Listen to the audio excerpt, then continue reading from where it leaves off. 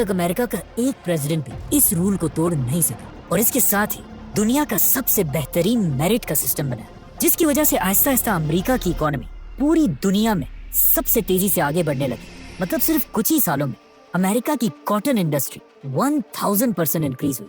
लेकिन अब तक अमेरिका की ये सारी इकोनॉमी अफ्रीकन ब्लैक स्लेव्स की वजह से ही चल रही थी। लेकिन यहाँ एंट्री होती है अमेरिका के एक प्रेसिडेंट जो आज तक अमेरिका के सबसे फेमस प्रेसिडेंट है, अब्राहम लिंकन, जिन्होंने प्रेसिडेंट बनते ही अमेरिका में एक बिल पास किया कि अमेरिका के सारे अफ्रीकन ब्लैक स्लेव्स को आजाद कर दिया जाए और आज के बाद अमेरिका में कोई भी किसी दूसरे का गुलाम नहीं होगा। अब्राहम लिंकन के इस डिसीजन के बाद जो लोग अमेरिका के इस स्लेव ट्रेड से फायदा उठा रहे थे, उन्होंने लिंकन के इस फैसले से अमेरिका के खिलाफ बगावत कर दी और इस तरह अमेरिका की हिस्ट्री की सबसे बड़ी जंग सिविल वॉर शुरू हुई। लेकिन अब्राहम लिंकन कुछ ही सालों बाद ये जंग तो जीत गए, लेकिन इस जंग से अमेरिका को बहुत नुकसान हुआ, मतलब मिलियंस ऑफ लोग मारे गए। लेकिन एक बहुत बड़ा फायदा भी हुआ कि अमेरिका ने ये जंग जीतने के लिए इतने गन्स और वेपन्स बनाए कि अब अमेरिका के पास पूरी दुनिया से ज्यादा वेपन्स पड़े हुए थे। सिविल वॉर जीतने के बाद अब दुनिया में एक बहुत बड़ा चेंज आया, क्योंकि अब तक दुनिया की जितनी भी इन्वेंशंस हुई थी वो इस पुरानी दुनिया में हुई थी, लेकिन अब दुनिया की सबसे बड़ी इन्वेंशंस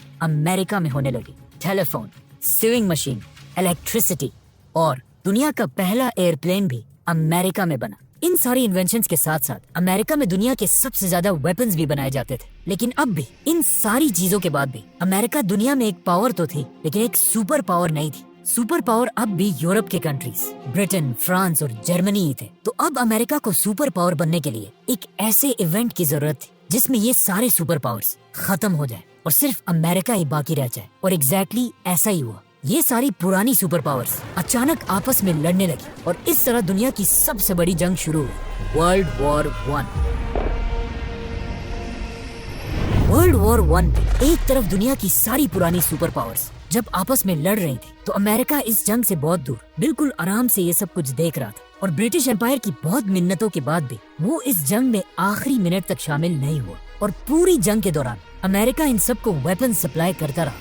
वर्ल्ड वॉर 1 में दुनिया में एक ऐसी सिचुएशन थी कि जब एक तरफ दुनिया की सारी पुरानी सुपर पावर्स लड़ रही थी, जिसकी वजह से उनकी इकोनॉमीज बहुत ही खराब हो चुकी थी, तो एट द सेम टाइम दुनिया में सिर्फ एक ही स्टेबल कंट्री और एक ही स्टेबल करेंसी थी, अमेरिका और डॉलर। और जब आखिर वर्ल्ड वॉर 1 के हालात बहुत ही खराब हो गए, तो आखिर अमेरिका ने ही आकर यूरोप को इस जंग से निकाला और ये जंग जीत गया। और पहली बार वर्ल्ड वॉर 1 के बाद अमेरिका एक सुपर पावर बनने की तरफ जाने लगी। इसीलिए पूरी दुनिया से लोग अमेरिका में अपने पैसे इन्वेस्ट करने लगे, जिससे अमेरिका की इकोनॉमी, स्टॉक मार्केट और करेंसी दुनिया की सारी कंट्रीज से आगे बढ़ने लगी। लेकिन जैसे ही अमेरिका वर्ल्ड वॉर 1 के बाद अपनी पीक तक पहुंचा, अचानक आउट ऑफ नोवेयर अमेरिका की पूरी इकोनॉमी क्रैश हो गई। ये अमेरिका की तारीख का सबसे बड़ा क्रैश था और इस क्रैश को आज तक द ग्रेट डिप्रेशन के नाम से याद किया जाता है। ये इतना खतरनाक क्रैश था कि कुछ ही दिनों में अचानक अमेरिका के सबसे रिच लोग खाने पीने की चीजों के लिए भी रोड पर खड़े होकर भीख मांगने लगे। और इस क्रैश से ऑलमोस्ट 23,000 अमेरिकन ने अपने हाथों से अपनी जान ली,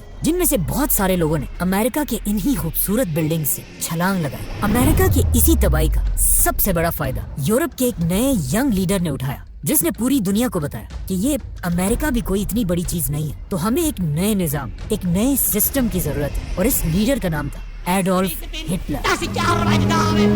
हिटलर के प्लान्स के पीछे पूरी जर्मन कौम खड़ी हुई और उन्होंने हिटलर को फुल सपोर्ट किया। और इस तरह कुछ ही सालों में हिटलर जर्मनी का सबसे ताकतवर लीडर बन गया और आहिस्ता आहिस्ता उसके पास इतनी ताकत आई कि उसने जर्मनी के पास ही एक दूसरे मुल्क पोलैंड पर हमला कर दिया। और इस तरह अगेन दुनिया में एक नई जंग शुरू हुई, वर्ल्ड वॉर 2।